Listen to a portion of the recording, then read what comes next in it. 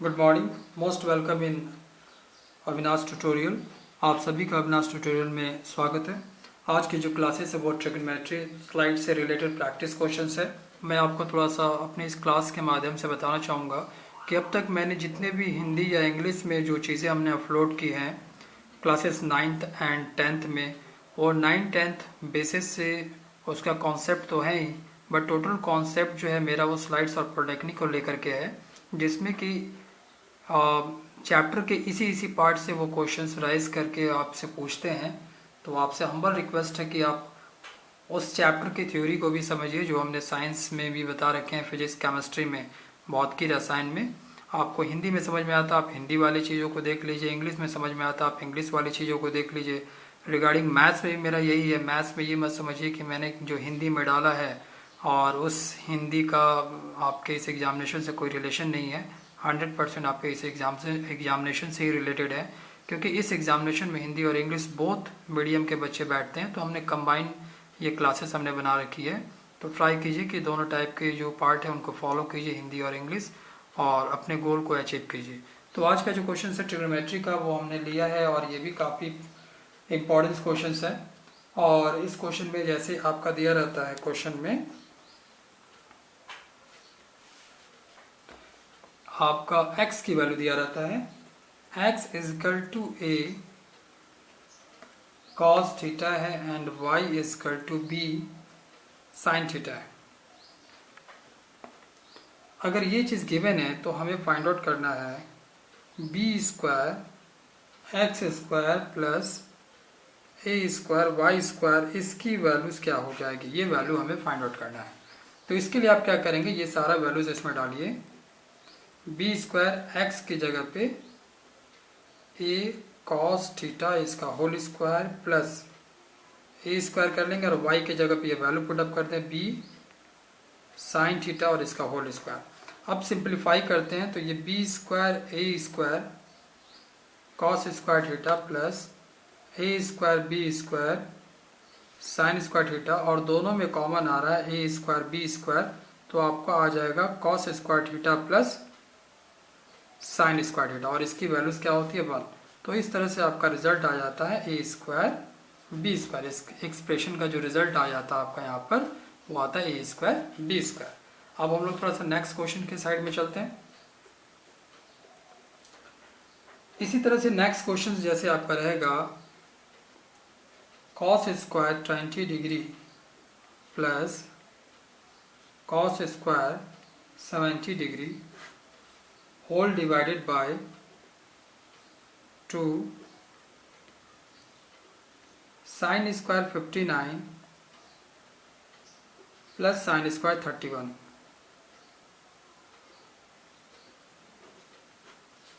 Sign square 31 is equal to 2/k। तो यहाँ पर k की वैल्यू क्या होगी ये फाइंड आउट करना है।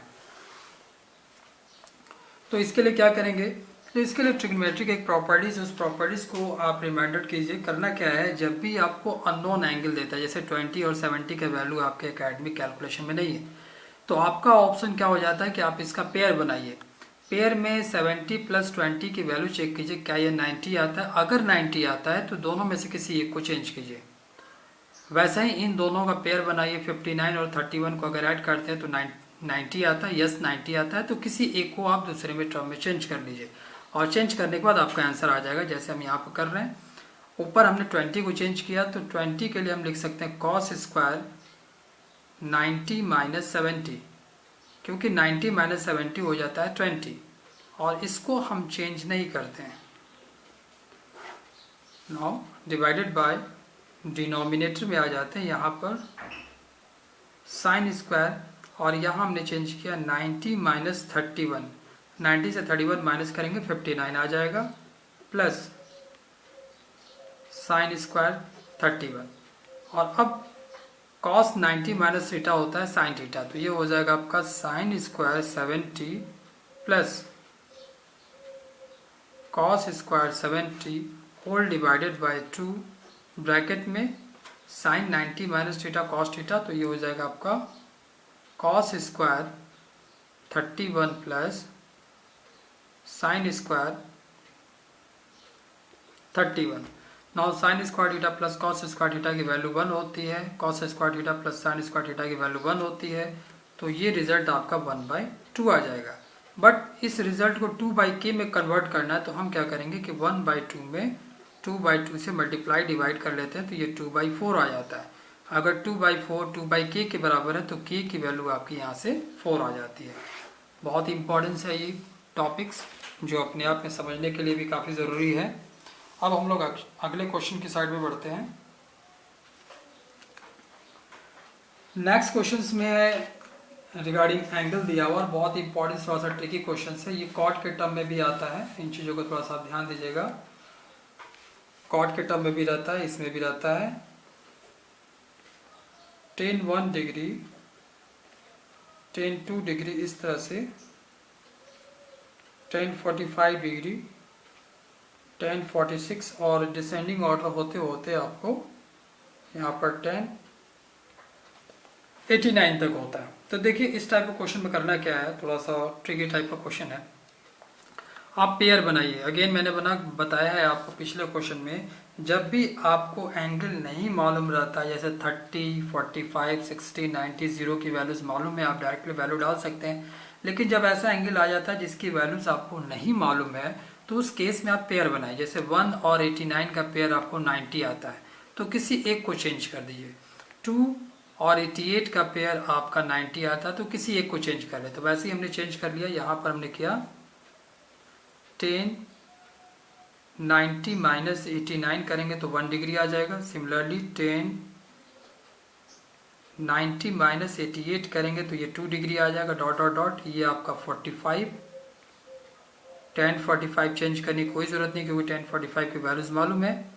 tan 45 के बाद किसी की वैल्यू चेंज ना करें, और यहाँ पर tan 88 इंटू tan 89 कर लें।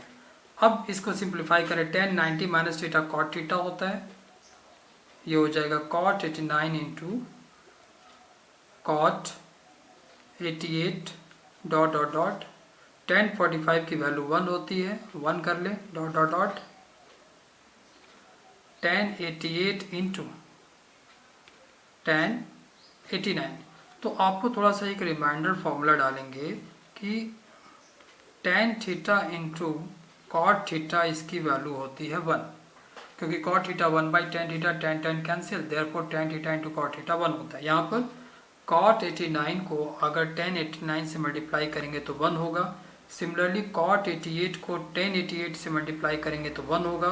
तो आप देख रहे हैं कि बोथ साइड लास्ट में मल्टीप्लाई करने पे सबकी वैल्यूज 1 आती जा रही है, और लास्टली इनका पेयर नहीं बन पाएगा, ये 1 है। तो आपको आंसर क्या आएगा, 1 इंटू 1 इंटू इस तरह से टोटल मल्टीप्लाई करके लास्ट तक 1 होगा, और रिजल्ट इसका 1 आ जाएगा। तो ये बहुत ही ट्रिकी क्वेश्चन है। इसी तरह का क्वेश्चन आपके कॉट में भी गिवन रहता है। एक क्वेश्चन सॉल्व करते हैं।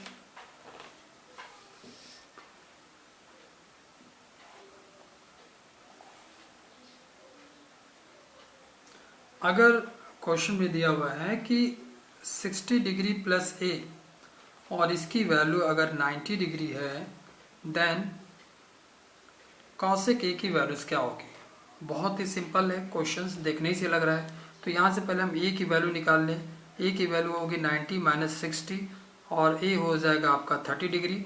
देयरफॉर आपको निकालना था कॉसेक a। तो कॉसेक a होता है आपका कॉसेक 30 डिग्री। कॉसेक 30 डिग्री की वैल्यू होती है 2/1, तो ये आंसर हो जाएगा इसका 2।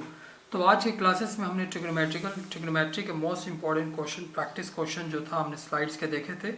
अगली क्लासेस में भी हम लोग ट्रिग्नोमेट्री के जो रिमेनिंग टाइप के क्वेश्चन है, जो स्लाइड्स पॉइंट्स ऑफ व्यू से और पॉलिटेक्निक पॉइंट्स ऑफ व्यू से बहुत इंपॉर्टेंट है, उस क्वेश्चन को लेकर के आएंगे। Thank you.